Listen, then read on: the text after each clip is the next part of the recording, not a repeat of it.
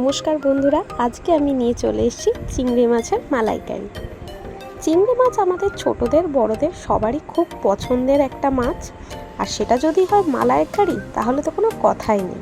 এখানে আমি 250 গ্রাম মতো চিংড়ি মাছ নিয়ে নিয়েছি। এটাকে আমি আগেই ধুয়ে নুন হলুদ মাখিয়ে রেখেছিলাম।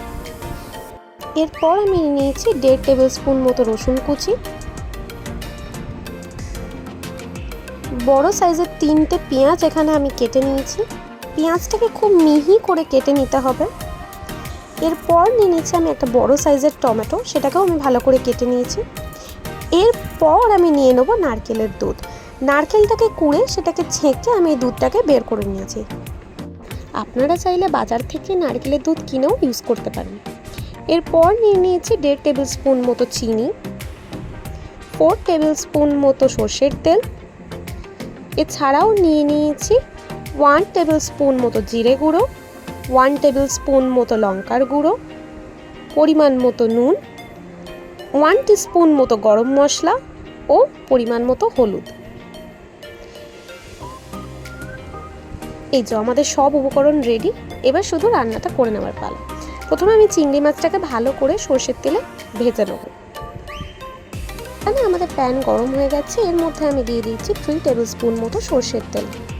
সর্ষের তেলটা গরম হয়ে গেলেই আমি একে একে চিংড়ি মাছগুলো সব দিয়ে দেবো। এই যে আমি এখানে চিংড়ি মাছগুলো দিয়ে দিচ্ছি। তেলের সামনে থেকে একটু সরে গিয়ে রান্না করবেন। তেলগুলো আমারও ছিটে আসছিল, তো সাবধানে রান্না করবেন। চিংড়ি মাছটার একটা পিঠ ভাজা হয়ে গেছে। এরপর আমি এগুলোকে উল্টে দিচ্ছি। উল্টে দিয়ে আমি অন্য পিঠটাও ভালো করে ভেজে নেব। চিংড়ি মাছগুলো ভাজা হয়ে গেছে। খুব বেশি লাল লাল করে ভাজার দরকার নেই, কারণ চিংড়ি মাছ খুব বেশি ভাজলে সেটা শক্ত হয়ে যায়। এই যে আমি চিংড়ি মাছগুলোকে তুলে নিয়েছি, তুলে সরিয়ে রাখছি।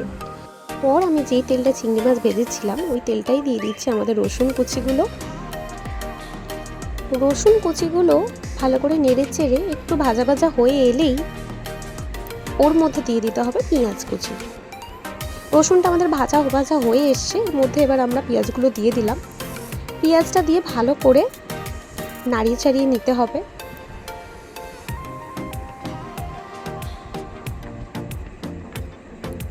আমাদের পেঁয়াজটা ভাজা ভাজা হয়ে গেছে। এরপর এর মধ্যে দিয়ে দিচ্ছি টমেটো কুচি। টমেটো কুচিটা দিয়ে পেঁয়াজটাকে ভালো করে নাড়তে হবে। এরপর আমি এর মধ্যে দিয়ে দিচ্ছি আমাদের মশলাগুলো। এক এক আমি দিয়ে দিচ্ছি জিরে গুঁড়ো,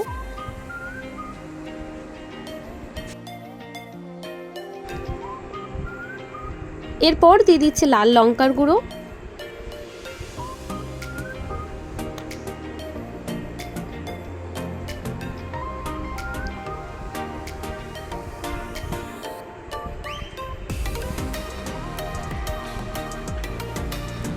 দিয়ে দিচ্ছি হলুদ গুঁড়ো,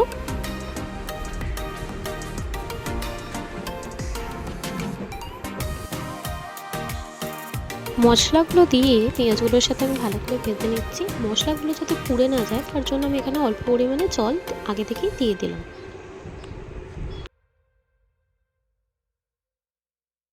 ভিডিওটি ভালো লাগলে লাইক কমেন্ট করবেন, আর চ্যানেলে নতুন হলে সাবস্ক্রাইব করতে ভুলবেন না।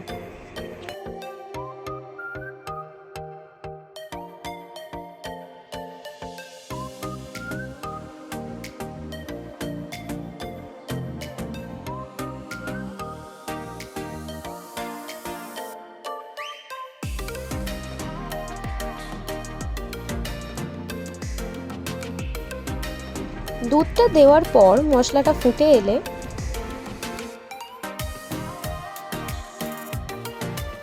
এরপর আমি এর মধ্যে দিয়ে দিচ্ছি গরম মশলা ও চিনি। পর মশলাটা ভালো করে নাড়িয়ে চাড়িয়ে নিয়ে এর মধ্যে আমি একে একে চিংড়ি মাছগুলো দিয়ে দিচ্ছি।